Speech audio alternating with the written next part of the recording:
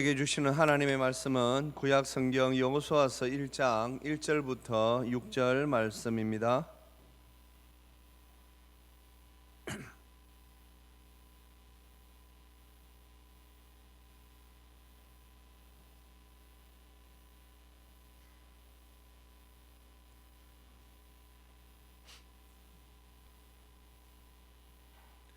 네, 저와 우리 성도님들 한 절씩 받들어 읽겠습니다. 여호와의 종 모세가 죽은 후에 여호와께서 모세의 수종자 눈의 아들 여호수아에게 말씀하여 이르시되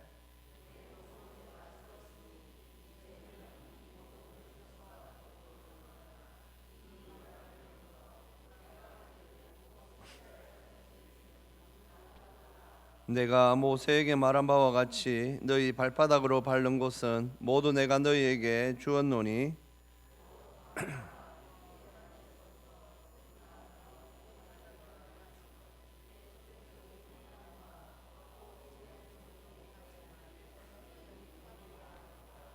내 평생에 너를 능히 대적할 자가 없으리니 내가 모세와 함께 있었던 것 같이 너와 함께 있을 것임이니라. 내가 너를 떠나지 아니하며 버리지 아니하리니 강하고 담대하라. 너는 내가 그들의 조상에게 맹세하여 그들에게 주리라 한 땅을 이 백성에게 차지하게 하리라. 아멘. 기도하겠습니다. 하나님 아버지, 은혜 감사합니다. 주님, 우리가 하나님의 자녀로서 백성으로서 이 땅을 살아갈 때에 언제나 우리의 삶의 주인이 되셔서 우리의 삶을 이끄시는 줄로 믿습니다. 주님, 저희들이 이 사실에 믿음을 가지게 하시고 하나님께서 오늘도 살아계셔서 우리의 삶의 주인 되시며 우리의 삶을 이끄시는 것을 저희들이 소망하며 살아가는 우리 중앙교회 모든 성도들 되게 하여 주시옵소서. 감사드리오며 우리 주 예수 그리스도의 이름으로 기도합니다. 아멘. 성도님들, 우리는 이런 생각을 간혹 좀 자주 할 필요가 있습니다. 지금 내가 여기 있기까지 나를 인도하신 분은 누구신가? 아니, 지금 나의 삶이 지금 여기에 있기까지 나는 누구의 도움으로 여기에 왔는가? 내가 지금 나의 이 삶을 살고 있는데 나는 지금 어떻게 살아가고 있는가? 성도님들, 우리가 살고 있는 이 삶은 굉장히 중요합니다. 삶이 중요하지요. 삶이 중요하기 때문에 이 삶은 함부로 생각하면 안 됩니다. 저는 하나님을 믿고 난 뒤에 참 가장 좋은 것 중에 하나가 우리 인생, 특히 삶을 생각할 수 있도록 신앙이 도움을 준다라는 것입니다. 그전에는 그냥 사는 것이지요. 사실상 보면 하나님을 믿지 않는 사람들의 삶이라는 것이 대부분 다 비슷합니다.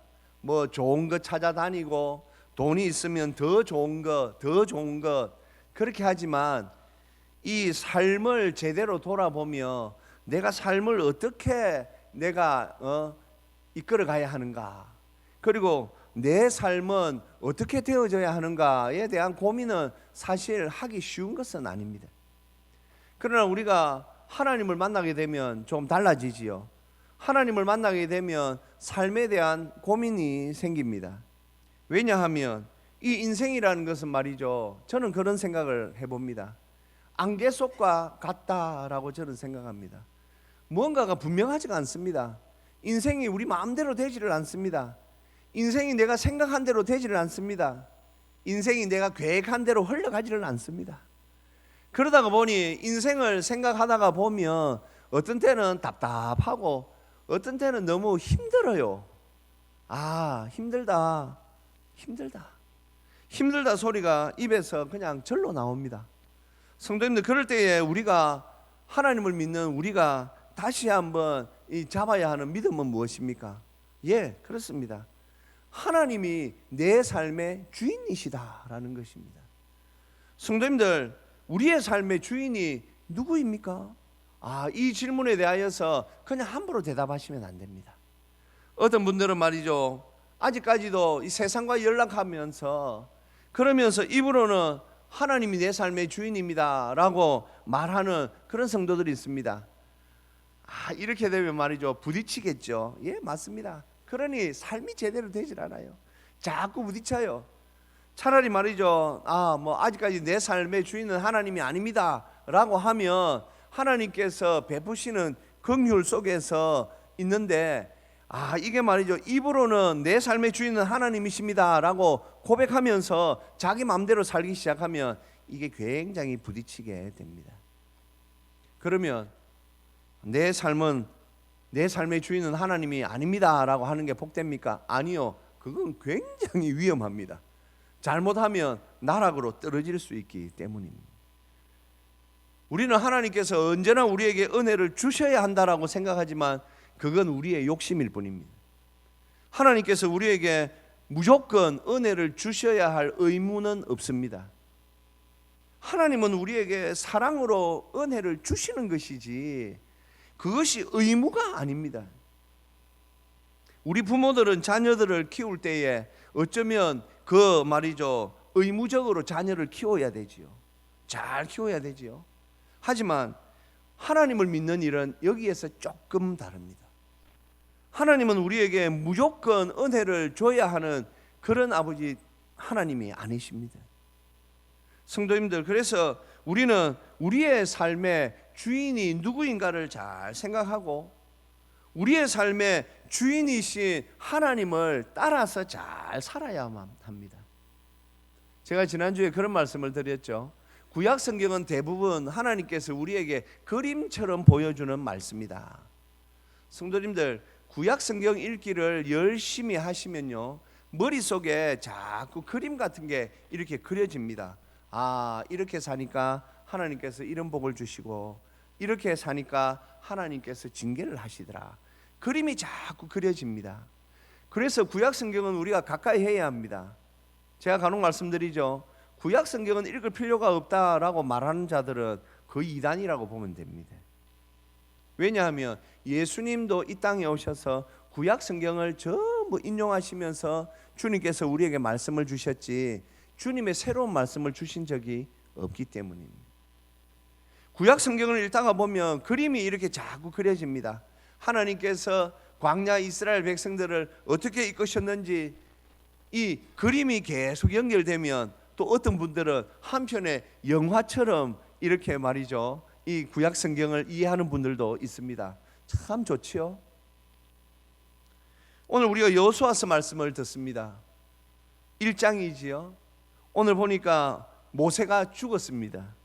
모세는 죽었고 이제 그 자리를 바로 이 모세의 종이었던 눈의 아들 여호수아에게 그 자리가 바로 갔습니다. 성도님, 이것이 말이죠, 우리가 모세가 죽기 위해서 1년 전부터 준비하고 그런 게 아니고 어느 날 갑자기 하나님께서 모세를 데려가시고 어느 날 갑자기 하나님께서 이 눈의 아들 여호수아를 이제 모세의 자리에 이렇게 세우신 것입니다. 왜 이렇게 하십니까? 성도님들, 이스라엘 백성들을 이끄시는 분은 하나님이시지 모세가 아니기 때문에 우리의 삶 가운데서도 어떤 때는 이런 당황스러운 때를 맞이할 때가 있습니다. 이거 지금 뭔가가 이렇게 되어야 되는데 왜 내가 생각한 것처럼 되지 않을까? 성도님들, 걱정하지 마십시오. 우리 인생의 주인은 내가 아니라 여호와 하나님이십니다. 그래서 오늘도 보면 하나님께서 바로 지금 여호수아에게 이렇게 말씀하시는 것이지요. 3절 말씀 한번 올려봐 주세요. 내가 모세에게 말한 바와 같이, 하나님은 항상 이렇게 말씀하십니다. 여호수아가 머릿속으로 얼마나 복잡하고 얼마나 힘든 상황들이 막 그 상상이 되겠습니까? 걱정할 필요 없다라는 것입니다. 왜냐하면 내가 모세에게 말한 바와 같이 너희에게 주었노니 걱정할 필요 없습니다. 사랑하는 성도님들, 오늘 저와 우리 성도님들이 그래서 이 말씀을 들으면서 다시 한번 내 삶의 주인이 누구신가에 대하여서 다시 깊이 생각해 볼 필요가 있습니다. 내 삶의 주인이 지금 누가 되어 있는가? 내가 되어 있는가? 하나님이 되어 있는가? 물질이 되어 있는가? 아니면 이 세상의 연락들이 내 삶의 주인이 되어 있는가? 성도님들, 우리가 잘 살펴보아야 합니다. 그러면서 오늘 우리가 이 말씀을 통하여 하나님께서 우리 성도의 삶을 어떻게 이끄시는지를 우리가 볼 수가 있습니다. 오늘 우리가 듣게 되는 첫 번째 말씀은 하나님은 우리와 약속하신 대로, 우리에게 약속하신 대로 이루신다라는 것입니다. 성도님들, 우리가 가지고 있는 이 성경은 그래서 의미가 깊지요. 제가 약속이라고 말하였지만 정확하게는 언약이지요. 언약. 성도님들, 이 언약은 약속과 조금 성격이 다르다 제가 늘 말씀드립니다. 이 언약은 목숨을 걸고 세우는 것이 언약입니다. 그래서 하나님께서 맨 처음 사람 아담과 언약을 맺으실 때에도 아담아, 네가 이 선악을 알게 하는 열매를 따먹으면 정령 반드시 죽으리라. 예, 그것이 언약입니다. 하나님께서 그 이후에 노아와 아브라함과 모세와 다윗과 계속해서 이스라엘 백성들과 하나님께서 언약을 맺어주시고, 지금 이제 이 시대를 살아가는 우리에게는 언약의 말씀으로 구약과 신약의 말씀을 우리에게 주신 것입니다. 성도님들, 그래서 우리에게 주신 은혜는 이 구약 시대를 살았던 성도들과는 비교할 수 없는 어마어마하게 큰 은혜가 우리에게 임했다라는 것을 우리가 잘 알아야 합니다. 그래서 우리는 이 하나님의 말씀을 열심히 살펴야 하는 것이지요. 하나님은 그래서 이스라엘 백성들에게 이렇게 말씀하십니다. 아브라함과 이삭과 야곱에게 세운 그 언약을 하나님께서 기억하신다. 이스라엘 백성들을 애굽에서 빼내실 때에도 하나님은 이렇게 말씀하셨지요. 내가 아브라함과 이삭과 야곱에게 세운 그 언약을 내가 기억하고 있어서 내가 너희들을 구원한다. 그렇다면 지금은 어떻겠습니까? 지금도 마찬가지입니다. 하나님께서 구약 39권, 신약 27권의 이 하나님의 66권의 말씀으로 우리에게 언약하셨던 그 말씀들을 하나님께서는 기억하십니다. 그리고 그 말씀들을 우리의 삶을 위하여 하나하나 이루십니다. 이것을 우리가 기억해야 합니다. 그것이 바로 내가 모세에게 말한 바와 같이 라고 하신 이 하나님의 말씀의 뜻인 것입니다. 하나님께서는 말씀하신 그대로 이루십니다. 그래서 이사야 선지자는 이사야서 55장에서 이렇게 말씀을 전하고 있지요. 같이 읽겠습니다. 내 입에서 나가는 말도 이와 같이 헛되이 내게로 되돌아오지 아니하고 나의 기뻐하는 뜻을 이루며 내가 보낸 일에 형통함이니라. 아멘. 하나님께서는 이루십니다. 헛되이 돌아오게 하지 않습니다. 하나님께서는 말씀하신 바를 그대로 이루어 주시는 분이시기에 우리는 언제나 이 말씀을 붙잡고, 이 언약의 말씀을 붙잡고 믿음으로 살 수 있는 것입니다. 어렵다, 힘들다, 맞습니다. 이 세상은 어렵고 힘든 곳입니다. 이 세상은 행복하고 좋은 곳이 아닙니다. 왜냐하면 하나님께서 이 세상에 대하여서 우리에게 알려주셨지요. 이 세상은 아직까지도 마귀의 그런 영향력이 있는 곳입니다. 마귀는 하나님의 자녀인 우리가 믿음으로 사는 것을 원치 않습니다. 그래서 계속해서 방해합니다. 우리가 예수 그리스도의 그 십자가 보혈 아래에서 사는 것을 원치 않습니다. 그러니 우리가 자꾸 방황하게 만들고 방종하게 만들고 불순종하게 만들려고 합니다. 성도님들, 이스라엘 백성들 광야 40년 삶을 보십시오. 그들이 얼마나 큰 기적들을 봅니까? 홍해가 갈라지고 만나가 내리고, 성도님들, 만나가 일주일에 안식일 제외한 6일 동안 내렸습니다. 안식일에도 그 만나를 먹었습니다. 그러니 만나는 일주일 내내 1년 365일 본 것이지요. 그런데도 그들이 불평하고 원망합니다. 왜 그렇겠습니까? 이 땅, 이 세상은 그런 곳이라는 것이죠. 그래서 우리가 이런 말씀을 들을 때에 우리가 조금 더 정신 바짝 차리고 하나님은 약속하신 대로 이루어 주시는 분이시다. 그래서 조금 더 우리가 인내의 믿음을 가지는 것은 중요합니다. 예. 하나님께서 우리의 믿음도 생각하시기에 하나님께서 어떤 때는 급한 것들은 그때그때 주시지만 어떤 때는 하나님께서 우리가 이 믿음으로 계속 기도하게 하시려고 계속 기도하면 어떤 일이 일어납니까? 하나님과 동행하는 삶이 되지요. 결국 하나님께서 원하시는 것은 어떤 일로 인하여서 우리가 하나님과 동행하는 삶을 살기를 원하십니다. 그래서 하나님은 모든 것이 합력하여 선을 이루시는 분이다 라고 우리가 고백하는 이유도 바로 그런 이유이지요. 하나님께서 우리의 삶의 주인 되셔서 약속하신 대로, 언약하신 대로 우리의 삶을 이루어 주십니다. 혹 지금 조금 어렵고 힘든 시간을 지내는 성도님들, 다른 거 자꾸 붙잡지 마시고 말씀 붙잡으십시오. 다시 하나님 말씀을 붙잡고, 하나님께서는 약속하신 대로 이루시는 분이다, 하나님께서는 이 말씀대로 이루시는 분이다, 그 믿음을 가지고 나아가시기를 주님의 이름으로 축복합니다. 또한 주께서 우리를 어떻게 우리 성도의 삶을 이끄십니까? 권능으로 이끄십니다. 성도님들, 우리가 믿는 하나님은 권능의 하나님이십니다. 예. 이게 우리 인간 부모와 다르지요. 우리 인생에서 우리 부모, 우리도 이제 부모의 자리가 되어봐서 잘 알지 않습니까?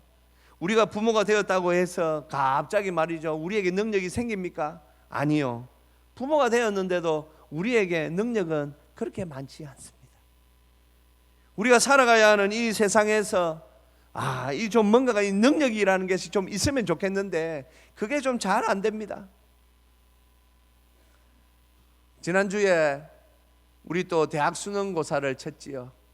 지금 우리 고3 부모님들은요, 마음이 복잡합니다.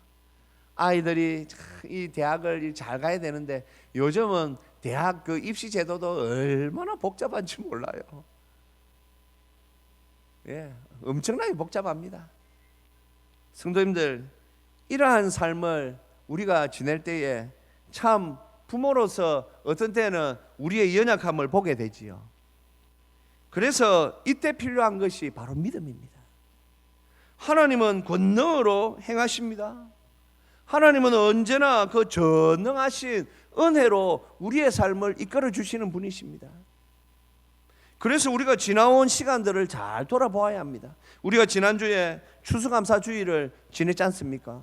추수감사주의를 지내면서 그 앞주에 한 주 동안 하나님께서 나에게 베풀어 주신 그 은혜가 무엇인가 감사를 생각하며 우리가 특별 새벽기도도 가지면서 시간을 지냈습니다. 성도님들, 그 한 주간만 그리 지내야 합니까? 아니요. 그리 지내면 너무 힘듭니다. 그래서 우리는 매주 하나님께서 나에게 주신 그 은혜가 무엇인가를 자꾸 돌이키면서 그 믿음으로 하나님 앞에 나아가야 하는 것입니다. 하나님께서 나에게 이런 은혜를 주셨지, 이번 한 주간의 삶 가운데서도 이런 은혜를 주셨지. 그러면서 우리가 하나님께서 나에게 권능으로 행하신 그 일들을 우리가 보아야 합니다. 그래서 오늘 5절에서 하나님께서 여호수아에게 이렇게 말씀하시는 것이지요. 5절 한번 올려봐 주시고요. 우리 5절 말씀 우리 같이 한번 읽겠습니다. 너를 능히 대적할 자가 없으리니 내가 모세와 함께 있었던 것 같이 너와 함께 있을 것임이니라. 내가 너를 떠나지 아니하며 버리지 아니하리니. 아멘. 오늘 주께서 하시는 말씀이 무엇입니까? 내가 모세와 함께 있었던 것 같이 너와 함께 있을 것임이니라. 성도님들, 오늘 하나님께서 말씀하시는 모세와 함께 있었던 것 같이가 어떤 의미입니까? 하나님께서 모세와 같이 있을 때 어떤 일이 일어났습니까? 홍해가 갈라졌습니다. 이스라엘 백성들이 마실 물이 없다고 할 때 반석에서 물이 나왔습니다. 먹을 것이 없다고 고기 먹고 싶다 하니 하나님께서 메추라기를 보내주셨습니다. 그들이 매일 먹어야 할 양식이 없다고 원망할 때에 하나님께서 만나를 내려주셨습니다. 이것이 바로 모세와 함께 했던 것 같이, 모세와 함께 한 것 같이 내가 너와 함께 있을 것이다 라는 이 말씀은 바로 하나님께서 능력으로 이스라엘 백성들을, 모세와 함께 이스라엘 백성들을 이끄셨던 것처럼 하나님께서 붙들어 주시겠다라는 것입니다. 그렇게 이끄시겠다라는 것입니다. 사랑하는 성도님들, 올 한 해 우리 성도님들이 생각할 때에 내가 올 한 해 받았던 가장 큰 은혜는 무엇인가? 성도님들 이런 거 생각해 볼 필요가 있습니다. 받은 거 잊어버리고 그러면 안 됩니다. 내가 하나님 앞에 받은 가장 큰 은혜가 무엇인가? 그거 한번 생각해 보십시오. 내가 올 한 해 하나님께서 나에게, 우리 가정에 주신 가장 큰 은혜가 무엇이지? 그걸 생각해 본다면 하나님이 살아계심을 우리가 깨닫게 됩니다. 어떤 때는 힘들고 어려울 때는 이렇게 우리가 믿음을 붙잡는 것도 도움이 됩니다. 올 한 해 하나님께서 나에게 주신 은혜가 무엇이었지? 그걸 생각하는 것이지요. 그리고 참, 그때 맞아. 그게 그렇게 될 수 없었는데 이건 하나님의 도우심이 아니었으면 그렇게 될 수 없었지. 맞습니다. 하나님께서 도와주셔서, 하나님께서 능력으로 우리와 함께 하셔서 그때 그렇게 되었던 것입니다. 그렇다면 우리가 그 하나님을 붙잡고 우리가 살아야지요.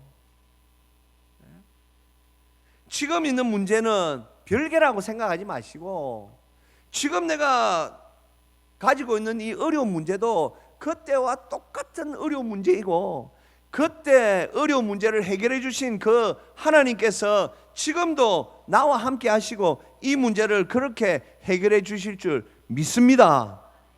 그렇죠? 아멘이지요. 지금 이 문제도 그때처럼 해결해 주실 줄 믿습니다 라고 나아가는 것이 믿음입니다.